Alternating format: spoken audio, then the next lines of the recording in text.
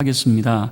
하나님이 준비하신 천국의 잔치, 그 잔치에 어떤 사람이 그 잔치에 참여하게 되어지고 하나님이 준비하신 잔치를 맛볼 수 있는가라고 하는 것을 오늘 말씀을 통해서 보여주고 있습니다.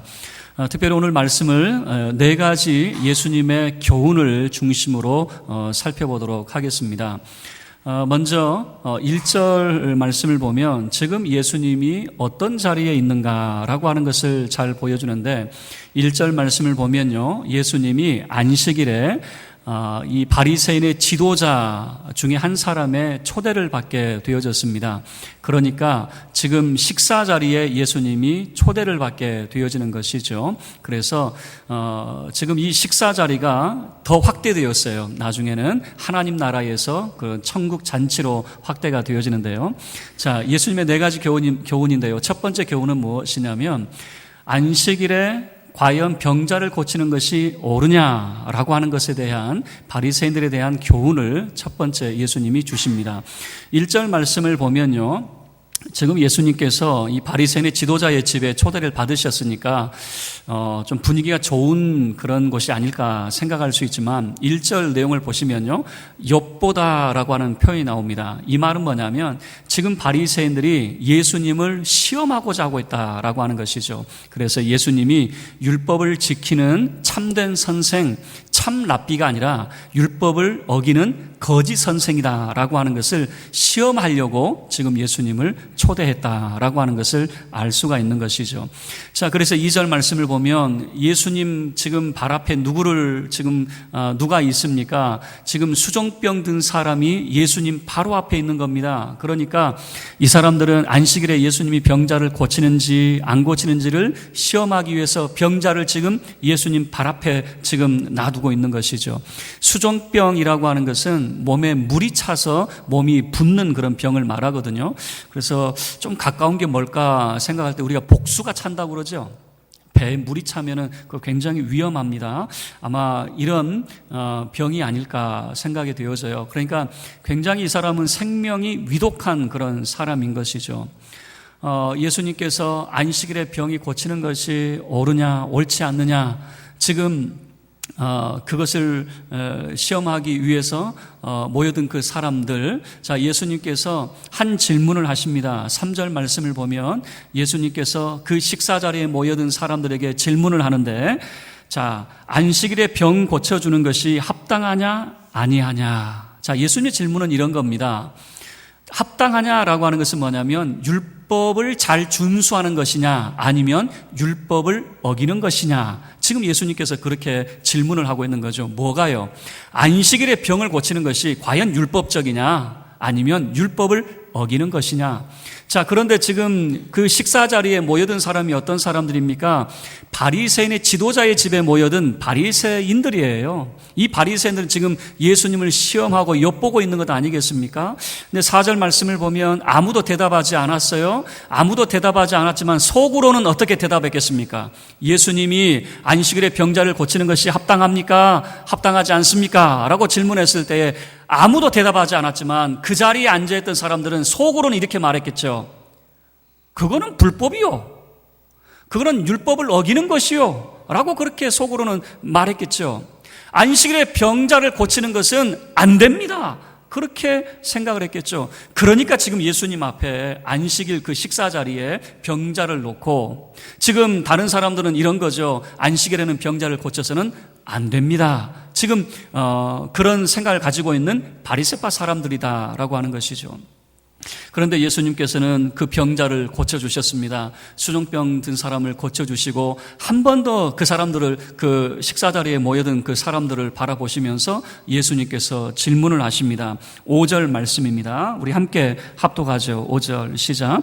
또 그들에게 이르시되 너희 중에 누가 그 아들이나 소가 우물에 빠졌으면 안식일이라도 곧 끌어내지 않겠느냐 하시니. 자, 예수님께서 하시는 말씀이 다시 한번 질문을 던지죠. 만약에 그 안식일에 너희 아들이나 소가 우물에 빠져서 죽어가는데 너희들 지켜만 볼 거냐? 안식일이라 할지라도 건져내지 않겠느냐? 라고 하는 것이죠. 무슨 말입니까? 예수님이 하신 말씀이 이런 겁니다. 사람의 생명이 안식일보다 더 중요하다라고 하는 것을 말씀하고 있는 것이죠. 그래서 예수님은 안식일이 사람을 위해서 있는 것이다. 많은 사람들이 안식일을 지키기 위해서 거기에 얽매여서 지내요. 그러나 하나님이 우리에게 안식일을 제정하신 이유는 우리에게 참된 안식과 자유를 주시기 위해서 사람을 위해서 제정해 놓으신 날이거든요. 그런데 이것이 너무 종교화되다 보니까 그 안식일에 사람들이 얽매여 지내게 되어지는 거예요. 그래서 안식일이 사람을 위해서 있는 것이지 어쩌다가 사람이 안식일을 위해서 있는 것처럼 그렇게 종교화되어져 버렸느냐라고 하는 것이죠. 그리고 예수님이 하신 말씀은 이런 겁니다. 너희 아들이라면 안식일이라도 그 아들을 우물에서 건져내지 않겠느냐. 그러니까 이런 거죠. 자기가 하면 로맨스고 다른 사람이 하면 다 불륜이 되어지는 거예요. 자기 일이 아니라고 생각하니까 이러쿵 저러쿵 하게 되어지는 건데 자기 일이라고 생각되어지면 어떻게 되어집니까? 안식일에 내 아들이라면 당연히 건져내야 되는 것 아니겠습니까? 마찬가지죠. 하나님의 말씀은 정말 내 일이다 생각하고 적용을 해야 되는 것이지 자기하고는 아무 상관없으니까 죽든가 말든가 병들어 죽든가 말든가 여러분 그런 태도는 합당하지 않다라고 하는 거죠. 그래서 예수님은 안식일에 병자를 고치는 것이 합당하냐 그렇지 않냐라고 하는 그런 바리새 사람들의 그런 질문에 예수님은 분명하게 답변을 하는 거죠. 안식일에 병자를 고치는 것은 합당하다라고 하는 것이죠. 그것이 결코 율법을 어기는 것이 아니다라고 하는 거죠. 그리고 이제 두 번째 예수님의 교훈은 거기에 모여든 손님들에게 이제 예수님이 교훈을 주십니다. 지금 바리새인의 지도자니까 그 바리새인의 지도자의 초청을 받았으니까 그 사람들이 얼마나 대단한 사람들이겠습니까? 그런데 가만히 보니까 이 사람들이 그 식사 자리에 상석을 자꾸만 앉으려고 하는 거예요. 그러니까 예수님이 가만히 눈여겨보셨겠죠. 손님들이 오면 뭐라고 그럴까요? 좀 남아있는 자리에 앉아있는 것이 아니라 전부 다 윗자리에 앉으려고 하는 거예요. 윗자리. 그러니까 주인하고 가까운 자리가 아마 윗자리였을 겁니다. 그래서 예수님께서 그 손님들을 바라보시면서 하시는 교훈이 무엇이냐면 이런 겁니다. 여러분들은 잔치에 초대를 받으면 윗자리에 앉지 마시고 저 끝자리에 가서 앉으십시오. 자, 여러분들 보니까 참 너무나도 안타까운 게 뭐냐면 아마 예수님께서 그걸 다 보셨겠죠. 자리에 앉아 있었는데 상석에 좀 앉아 있었겠죠. 그런데 자기보다 더 지체가 높고 연륜이 있는 사람이 오니까 어떻게 되어집니까? 좀 자리 좀 양보해 주세요. 그래서 그 자리에서 밀려나서 저쪽으로 가 있는 거예요. 그런 사람이 한둘이 아니었겠죠. 그래서 예수님이 그들을 바라보시면서 아니 처음부터 앉을 때에 여러분 왜 그렇게 앉습니까? 끝자리에 앉으면은 주인이 뭐라고 하겠습니까? 아니 당신 왜 이 끝자리에 앉아 있습니까? 어서 오십시오. 이 자리에 앉으십시오. 주인이 딱 정해놓으면 어때요? 주인이 정해준 자리니까 옮겨요, 옮기지 않아요? 그때는 옮기지 않는 것이죠. 그래서 예수님께서 그 초대받은 손님들에게 여러분들은 상석에 앉으려고 하지 말고 끝자리 가서 앉으려고 하십시오. 왜요? 11절 말씀입니다. 우리 함께 합독하겠습니다. 11절 시작. 무릇 자기를 높이는 자는 낮아지고 자기를 낮추는 자는 높아지리라. 예수님이 하신 말씀이 뭡니까? 자기 스스로를 높이려고 하면은 반드시 그 사람은 낮아지게 되어집니다. 그러나 자기 스스로를 낮추고 겸손한 사람은 반드시 높아지게 되어 있습니다. 라고 하는 것이죠. 세상의 원리는요, 어떻게 하든지 성공하려고 합니다. 어떻게 하든지 윗자리에 앉으려고 합니다. 어떻게 하든지 다른 사람들보다 더 나은 자리를 차지하려고 합니다. 그러나 예수님은 교훈하셔요. 예수님은 수많은 사람들에게, 제자들에게도 여러분은 윗자리 차지하려고 하지 말고 차라리 낮은 자리를 여러분은 차지하십시오. 그러면 여러분이 낮은 자리를 차지하려고 하면 할수록 하나님은 여러분을 더 높이셔서 높은 자리에 세우실 것입니다. 라고 하는 주님의 교훈이었죠. 자, 이제 손님들에게 교훈을 했어요. 그리고 이제는 주인에게, 그 잔치를 배설한 주인에게 하는 그런 교훈입니다. 자, 지금 주인이 어떤 사람들을 초대했는가라고 봤더니 자기에게 이제 걸맞는 사람들을 다 초대를 했겠죠. 그래서 친한 친구들, 그리고 친척들과 가족들, 그리고 부한 이웃들을 초대를 했어요. 지금 바리새인의 지도자니까 얼마나 참 고귀한 신분이겠습니까? 그래서 자기 신분에 걸맞는 사람들을 다 초청을 한 거예요. 그래서 예수님께서 그 주인을 바라보시면서 지금 교훈하시는 이야기가 뭐냐면, 왜 당신은 초대를 할 때에 다시 되갚아 줄 수 있는 사람들만 초대를 했습니까? 자, 이 말은 뭐냐면 이런 거예요. 소위 기브 앤 테이크입니다. 내가 준 만큼 되돌려 받는다라고 하는 것이죠. 지금 초대된 사람들이 어떤 사람들입니까? 다 부자들이에요. 그러니까 한번 초대를 받으면 나중에 다시 자기를 초대를 하겠죠. 그래서 예수님께서는 그 주인에게 이렇게 이야기합니다. 차라리 갚을 길이 없는 사람을 초대하시지. 갚을 길이 없는 사람을 초대해야 하나님이 당신에게 복을 주실 것이 아니겠습니까? 라고 하는 그런 교훈을 해주는 겁니다. 그러면 어떤 사람을 초대를 해야 될까? 여러분 13절 말씀을 보셔요. 갚을 길이 없는 사람을 초대하십시오. 13절에 이 대상들이 소개가 되고 있습니다. 함께 읽겠습니다. 13절입니다. 잔치를 베풀거든 차라리 가난한 자들과 몸 불편한 자들과 저는 자들과 맹인들을 청하라. 왜 이런 사람들을 청합니까? 14절 제가 읽을게요. 그리하면 그들이 갚을 것이 없으므로 라고 하는 거예요. 이 사람들은 갚을 길이 없는 사람들이에요. 초대를 받았어도 그 사람을 다시 초대할 수 있는 힘이 없는 사람들입니다. 가난한 사람들, 몸 불편한 사람들, 맹인들, 저는 사람들, 이런 사람들을 초대해서 식사를 하지. 자, 예수님께서 바라볼 때에 그런 사람들이 보이지 않았겠죠. 지금 그 식사 자리에 모여든 모든 사람들 보니까 큰 잔치 자리에 전부 다 부한 사람들인 거죠. 여러분, 이게 어떻게 부한 사람인지 알 수 있었느냐? 이 옛날 시대는 옷만 보면 알 수 있어요. 요즘 시대는 옷을 보더라도 도무지 모르겠어요. 또 요즘은 어른인지 어른이 아닌지 모르겠어요. 전부 다 염색을 하고 또 보톡스를 맞아가지고 주름 하나 없어가지고 이분의 나이조차 이게 가늠할 수가 없을 정도예요. 그런데 과거에는 어떻습니까? 딱 보면 알아요. 옛날 우리 조선시대를 보셔요. 이 사람이 양반인지 상민인지 옷만 보면 알게 되어지는 것이죠. 이 사람이 귀족인지 천민인지 옷만 보면 알게 되어지는 거죠.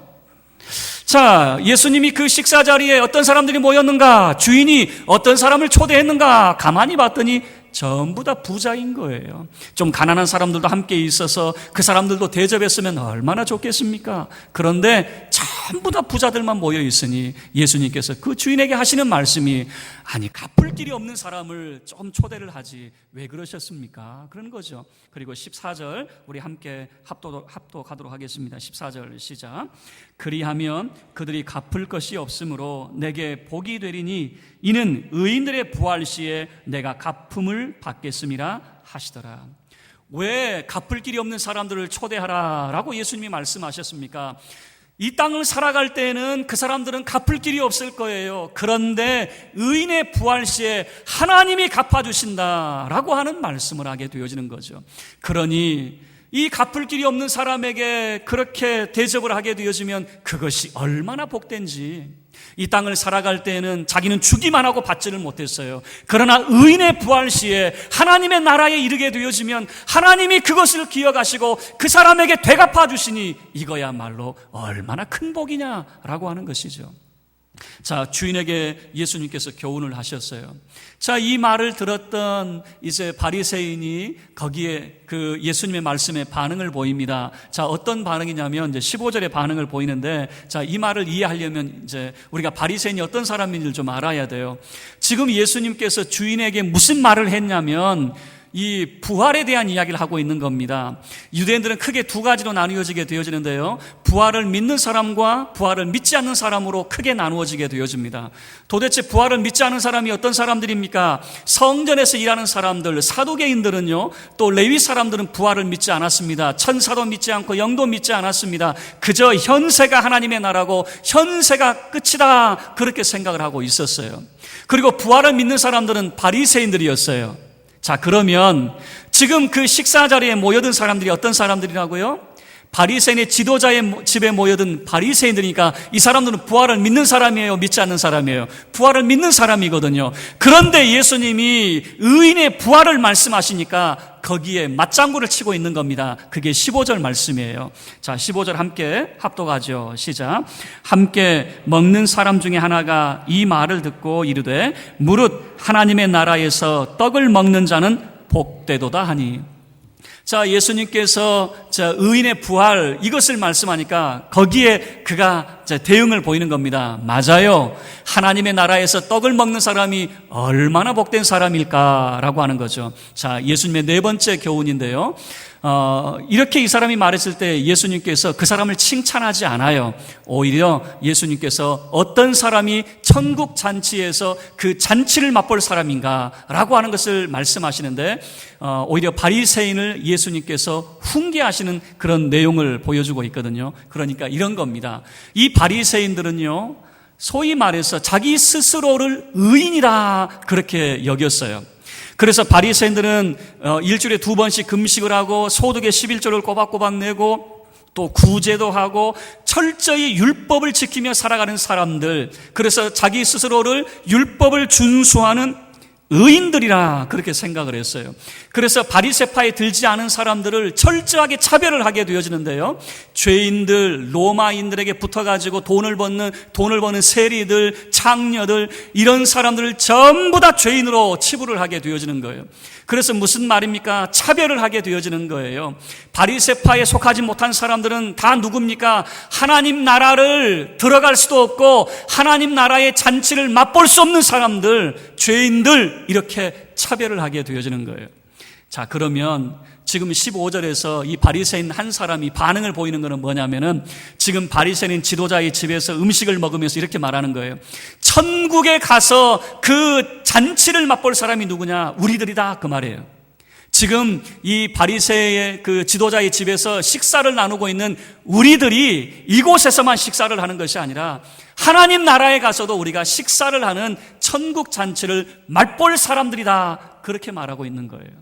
그러니까 예수님께서는 그 사람들을 향해서 교훈을 하는 겁니다. 과연 어떤 사람들이 하나님 나라에서 천국 잔치를 맛보게 되어질 것인가? 예수님이 비유를 하셔요.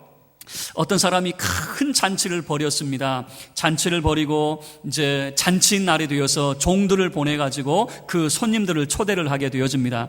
그런데 이 잔치라고 하는 것은요, 우리하고 좀 개념이 달라요. 잔치는 어느 날 갑자기 만들어지는 것이 아니에요. 잔치는 적어도 1년 전부터 준비를 하는 겁니다. 그래서 먼저 약속을 하는데, 자, 1년 전에 약속을 하면서, 자, 1년 후 이맘때쯤에 우리가 큰 잔치를 벌일 거니까 당신은 꼭 오셔야 됩니다, 라고 하는 그런 약속을 해요.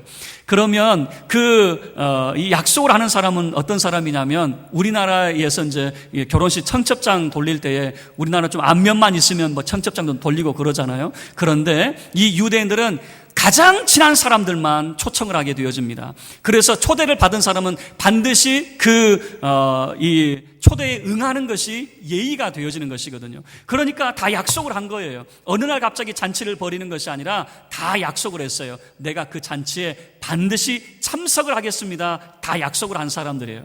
그래서 이 잔치 날이 되었을 때에 이제 주인이 종을 보내서 그 사람들을 청하게 되어지는 거죠. 그런데 18절부터 20절까지 말씀을 보면 이 사람들이 한결같이 거절을 하는 거예요. 다 이유를 대면서 거절을 하는데 보세요. 18절 말씀을 보시면 다 일치하게 사양하여 한 사람은 이르되 나는 밭을 샀음에 아무래도 나가보아야겠다. 청컨대 나를 양해해 주시오. 자, 나는 밭을 샀다. 두 번째 19절 말씀을 보시면 한 사람은 이르되 나는 소 5겨리를 샀음에 시험하러 가니 청컨대 나를 양해해 달라. 이 소 5겨리라고 하는 결이라고 하는 것은 2마리 소를 한 조로 만드는 것이거든요. 그런데 이 2마리 소가 서로 뭐라고 그럴까요? 힘도 맞아야 되고 서로 마음이 맞아야 밭을 고르게 갈 수가 있어요. 둘 중에 하나 힘이 기울리게 되어지면은 이거는 밭을 바르게 갈 수가 없거든요. 그래서 내가 이 결이소를 시험하러 가야 된다라고 그렇게 이야기를 하고 있는 거죠. 그리고 20절 말씀을 보면 또 한 사람은 내가 장가 들어서 나 못 가겠소 라고 하는 것이죠. 지금 이 잔치에 우리가 생각할 때는 단순히 핑계만 대고 있는 것으로 생각하는데 이것은요, 단순한 핑계가 아닙니다. 어떤 의미에서는 율법이 정하고 있는 합법적으로 내가 참여하지 않아도 되는 이유를 지금 설명을 하고 있는 거예요. 그 유대인들의 그 전통에 의하면요, 전쟁에 나갈 수 있는, 그러니까 이 군사를 모집할 때에 어떤 사람들을 모집하냐면 적어도 나이가 20살이 넘어야 됩니다. 20살이 넘고, 그리고 몇 살까지냐, 그건 또 없어요. 전쟁에 나가서 싸울 만한 사람들, 적어도 20살 이상의 남성으로 규정을 하고 있어요. 그런데 자, 이 군 면제자가 있어요. 군 면제자가 있는데 이런 사람들은 이 징집에서 이 면제가 되어집니다. 어떤 사람들이냐면 레위 사람들, 성전에서 수종드는 레위 사람들, 그리고 새 집을 건축하고 아직 낙성식을 하지 못한 사람, 또 포도원을 만들고 그 과실을 먹지 못한 사람, 그리고 약혼한 사람, 결혼한 사람, 그리고 그 마음이 그 두려워하는 사람, 이런 사람들은 군 면제자가 되어지는 거예요. 자, 그러면 18절부터 20절까지 이야기는 뭐냐면 이런 겁니다. 율법에서 규정하고 있는 그 잔치에 가지 않아도 되는 합법적인 이유를 지금 달고 있는 겁니다. 단순히 핑계를 대고 있는 것이 아니라 나 이런 합법적인 이유가 있어 라고 지금 이유를 달고 있는 것이죠. 왜 그러냐면요, 이것은 단순히 잔치에 참여하느냐 마느냐 차원이 아니라 약속이라고 하는 것이에요. 그 주인과 이미 오래전부터 약속이 되어 있고 반드시 그 잔치에 참석을 해야 됩니다. 그런데 이 사람들은 율법적인 이유를 들면서 그들은 가지 않겠다라고 하는 것이죠. 자, 그래서 예수님이 하신 비유는 뭐냐면 이런 겁니다. 주인이 화가 났어요. 화가 나서 이제 종들을 이제 보내게 됩니다. 이제는 이제 나가서 닥치는 대로 사람을 이제 데리고 와라라고 하는 것이죠. 자, 먼저 어디로 가느냐? 성 안에 있는 사람들 데려오라라고 하는 거예요. 21절 말씀이 바로 그 말씀입니다. 성 안에 있는 사람들을 죄다 데리고 오라는 거예요. 자, 21절 함께 읽겠습니다. 시작. 종이 돌아와 주인에게 그대로 고하니 이에 집 주인이 노하여 그 종에게 이르되 빨리 시내의 거리와 골목으로 나가서 가난한 자들과 몸 불편한 자들과 맹인들과 저는 자들을 데려오라 하니라. 지금 성 안에 있는 겁니다. 그러니까 성 안에 있는 사람이라고 하는 것은 이미 주인과 안면도 있을 것이고 이웃이 되어질 겁니다. 그런데 그 사람들 데려오는데 어떤 사람들 데려옵니까? 가난한 사람들, 몸 불편한 사람들, 맹인들, 저는 사람들. 13절에서 주인에게 했던 이야기거든요. 어떤 사람들입니까? 이 사람들은 갚을 길이 없는 사람들, 그 사람들 다 데리고 오라는 거예요. 다 데리고 와서 성 안에 살고 있는 갚을 길이 없는 사람들 다 데리고 와서 내 집을 채워라라고 하는 것이죠. 자, 종이 그렇게 했어요. 주인의 명대로 했는데 아직도 자리가 채워지지 않았어요. 그러니까 주인이 이번에는 어디로 보내냐면 이제는 성 안이 아닌 성 밖으로 보내게 되어지는 거예요. 자, 그게 23절 말씀입니다. 함께 합독하겠습니다. 시작. 주인이 종에게 이르되 길과 산 울타리가로 나가서 사람을 강권하여 데려다가 내 집을 채우라. 자, 왜 사람을 강권하여 데려다가 내 집을 채웁니까? 성 안에 있는 사람들은 그래도 이웃이에요. 얼굴을 좀 알고 지내는 사람들 아니겠습니까? 그러나 성 밖에 있는 사람은 나그네요. 그리고 이방 사람들입니다. 전혀 모르는 사람들이에요. 그러나 전혀 모르는 사람이라 할지라도 그 사람들을 나가서 강권하여 데려다가 내 집을 채워라라고 하는 거예요. 전혀 안면이 없는 그런 사람이라 할지라도, 이방인과 나그네라 할지라도 그 사람들을 데려다가 채워놔라 그 말입니다. 자, 그리고 이렇게 이야기하죠. 24절. 내가 너희에게 말하노니 전에 청하였던 그 사람들은 하나도 내 잔치를 맛보지 못하리라 라고 하는 거예요. 누가 그 주인의 잔치를 맛볼 수 있느냐 그 말입니다. 청함받은 사람이 아니라 택함받은 사람들이다 라고 하는 겁니다.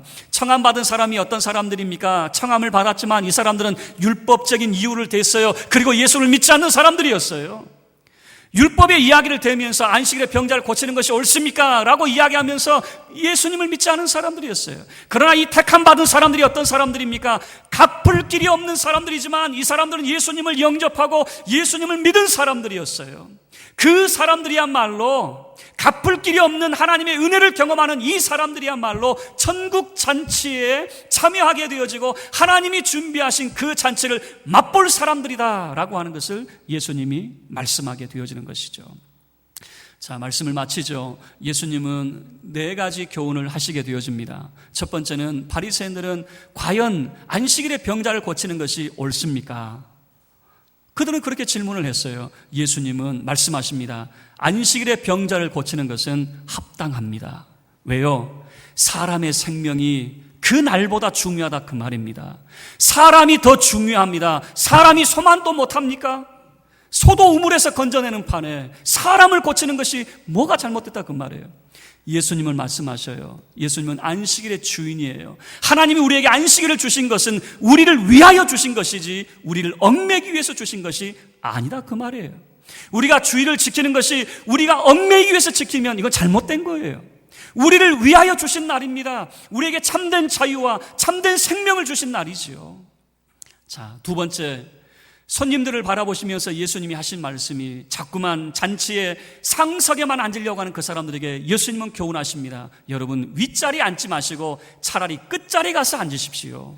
높아지려고 하면 낮아지게 되어지고 낮아지려고 할 때에 높아지게 되어질 것입니다.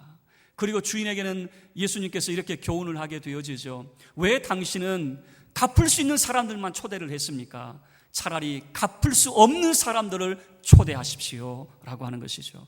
왜 갚을 수 없는 사람을 초대합니까? 그럴 때에 의인의 부활 시에 하나님께서 당신에게 갚아주시니 갚을 수 없는 사람들을 초대하는 것이야말로 복된 인생입니다 라고 하는 것이죠. 마지막으로 자기 스스로를 의인으로 여기는 그 바리새인을 바라보시면서 예수님이 하신 말씀입니다. 뭐라고 말씀하십니까?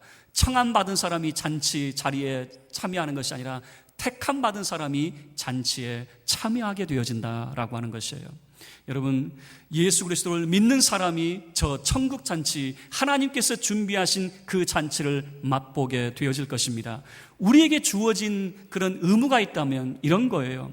우리는 아는 사람이나 모르는 사람이나 우리가 해야 될 일인데 나가서 강권하여 데려다가 하나님의 집을 채우는 의무가 우리에게 있다라고 하는 것이에요.